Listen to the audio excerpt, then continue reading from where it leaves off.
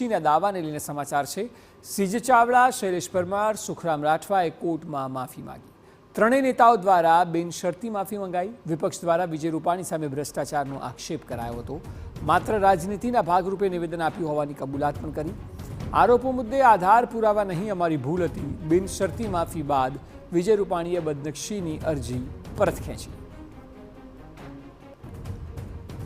મહત્વનું છે કે વિજય રૂપાણી ઉપર ભ્રષ્ટાચારના ત્રણેય નેતાઓએ આરોપ લગાવ્યા હતા અને ત્યારબાદ તેઓએ કોર્ટની શરણ લીધી હતી અને બદનક્ષીનો દાવો કર્યો હતો।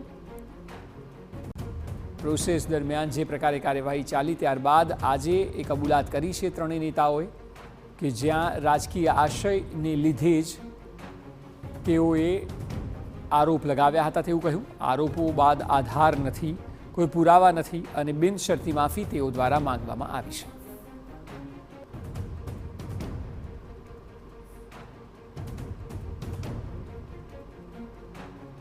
મહત્વનું છે કે સીજે ચાવડા હવે તો ભાજપમાં છે। જે તે સમયે જ્યારે તેઓ કોંગ્રેસમાં હતા ત્યારે સીજે ચાવડાએ, ત્યારબાદ કોંગ્રેસના વર્તમાન ધારાસભ્ય શૈલેષ પરમાર, સુખરામ રાઠવા ત્રણેય લોકોએ ભ્રષ્ટાચારના આરોપ લગાવ્યા હતા। ત્રણેય નેતાઓ દ્વારા બિનશરતી માફી માંગવામાં આવી છે।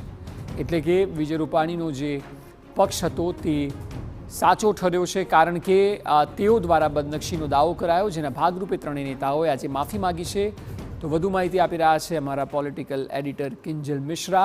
કિંજલ, જે પ્રકારે આરોપ કરાયો હતો તે સમયે પણ આરોપ ખૂબ મોટો હતો ને ચર્ચાના ચકડોળે આ આરોપ લાગ્યો હતો। હવે જ્યારે ત્રણેય નેતાઓએ માફી માંગી છે, આપ જણાવો કે ત્રણેયનું શું કહેવું છે?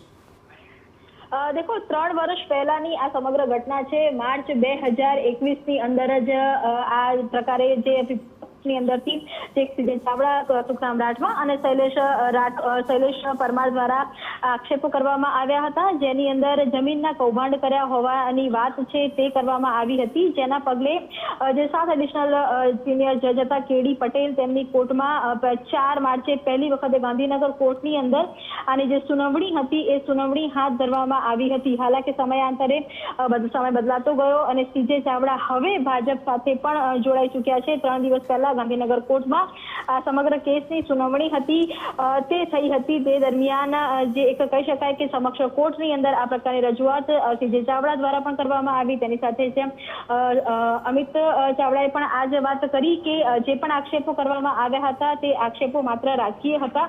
આ આક્ષેપોના તેમની પાસે સત્તાવાર રીતે કોઈ જ પ્રકારના પુરાવા નથી અને જે પણ આક્ષેપ કરાયા છે તેના લીધે જે પણ બદનક્ષી થઈ છે તેની માફી છે તે પોતે માંગી રહ્યા છે। તો આ પ્રકારની જે વાત હતી તે કોર્ટમાં કરવામાં આવી હતી। કોર્ટની અંદર જે આ નિવેદન હતું તે લેખિતમાં પણ રેકોર્ડ કરવામાં આવ્યું છે કે જેની અંદર આ ત્રણેય નેતાઓએ સ્વીકારેલું છે કે જે પણ આક્ષેપ કરાયા છે તે આક્ષેપોની ના કોઈ જે પુરાવા છે તે તેમની પાસે નથી અને જે બદનક્ષી થઈ છે તેની તે માફી છે તે વિજય રૂપાણીની માંગી રહ્યા છે। જેને ધ્યાનમાં લઈ અને હવે જે સમગ્ર અરજી છે તે વિડ્રો તરફ થઈ રહી છે। સુખરામ રાઠવા, શૈલેષ પરમાર અને સીજે ચાવડાની સામે આ જે ફરિયાદ હતી આ ફરિયાદ કરવામાં આવી હતી, બદનક્ષીનો દાવો કરવામાં આવ્યો હતો, પરંતુ જે કહી શકાય કે બિનશરતી માફી છે તે કોર્ટમાં માંગી અને ત્યારબાદ જે આ કેસ છે તે પાછો વિજય દ્વારા લેવામાં આવ્યો છે।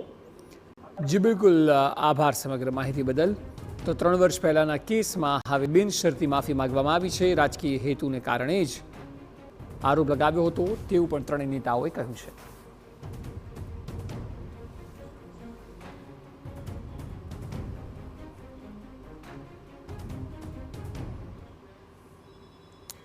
બોટાદમાં રાણપુર તાલુકાના કુંડાલી રેલવે સ્ટેશન નજીક ટ્રેન ઉથલાવવા